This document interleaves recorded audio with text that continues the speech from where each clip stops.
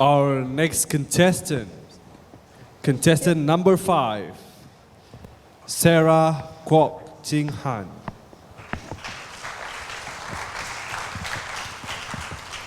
You should play with fire.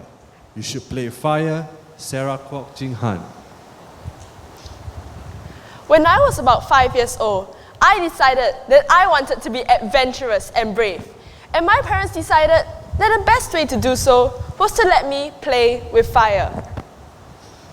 They gave my brother and I complete access to all the matches and lighters in the house, along with anything that could be used as fuel, such as newspapers and cardboard boxes. They also gave us a pail of water to put out the fires after we were done. And then they left us alone.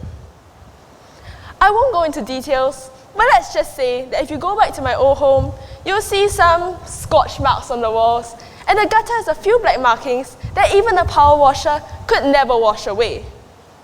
To some, this may seem like a mark of bad parenting, but in all honesty, it was a brilliant move.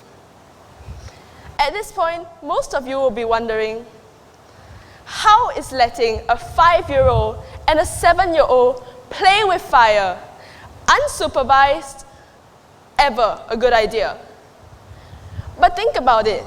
When you have 2 hyperactive, curious, stubborn children, wouldn't the best possible course of action be to let them do whatever they want? They get hurt, but they learn. They remember from experience. But what most parents would do would be to remind them and to nag at them, don't play with fire, don't touch that. And that's ineffective because all you're doing is making it more tempting for them. Personally, if someone told me that I couldn't do something, I would take that as a challenge. I would be curious to know what playing with fire would result in and why my parents were so insistent on it. My parents saw an obstacle, and instead of following everyone else, they decided to create their own solution. They saw other people's methods, decided that they wanted something new, and they let us play with fire.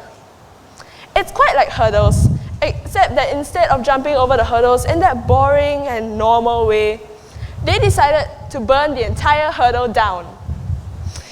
They were criticized for it, but why would you be angry at a method that works, especially if it's more effective?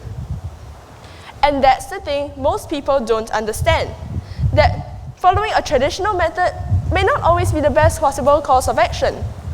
So many times we are told to think differently, to think out of the box, yet we stick to the boring, traditional ways. Why be normal when you could be unique, different, exceptional? Why not walk a path that others would avoid? How many of you know who Simone Giertz is? Well, she's a Swedish inventor who creates robots, but not just any robots. Robots that help you solve your everyday problems. She sees a problem and she invents her own solution to it. Need a device to help you brush your teeth? Done. Here's a toothbrush helmet.